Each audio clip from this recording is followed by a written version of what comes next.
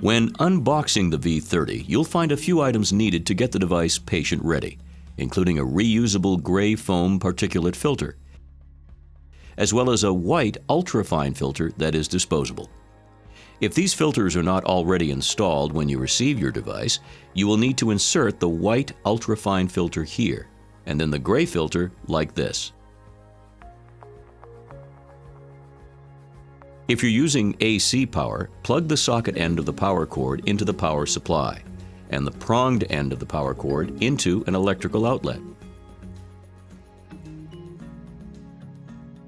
Now you will need to connect the battery module, if equipped. To connect the battery compartment to the V30 Auto, remove the side cover, line it up with the device, and press the two together until you hear a snap. Once it's in place, you can insert the detachable battery into the compartment and close the lid.